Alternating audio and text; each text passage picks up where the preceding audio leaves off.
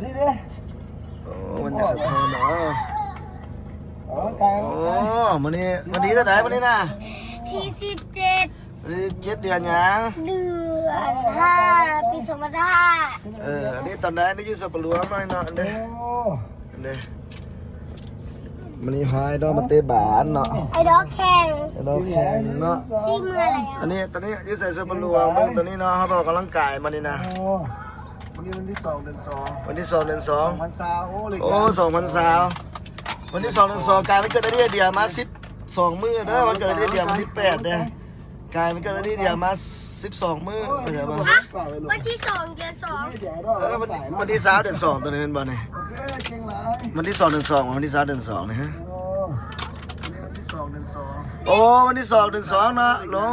อีกประมาณเดือนอีก6 มื้อมันเกิดได้เดียวเด้อ 2นี่คือว่า เออ ออกกำลังกายออกกำลังกาย เนาะโอ้ว่าผิดกินในวันที่2 เดือน 2 ปี2022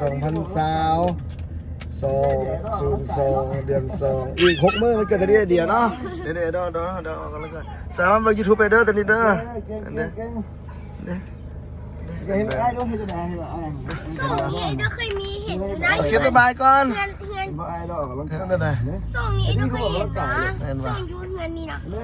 ก็ยังยืนอยู่ เห็นเห็นแบบไอ้ไหมเก่งลายนี่ก็เก่งลายออกกำลังกายกันนี่นะ บ๊ายบายก่อนมันเป็นต่อพวกเจ้าใหญ่เด้อเอามาถ่ายบัตรนึงเด้อ ป้าป้าป้าป้าลูกดีใจป้าดีใจ โอเค กันนี่นะ ดีใจ ดีใจนะ ดีใจซะนะออกกำลังกายออกกำลังกายโอ้ออกกำลังกายเอาเก่งเก่งเก่ง สามารถเบิก YouTube ไปเด้อคำก่อน11เด้อ เราไปให้กับน้องไว้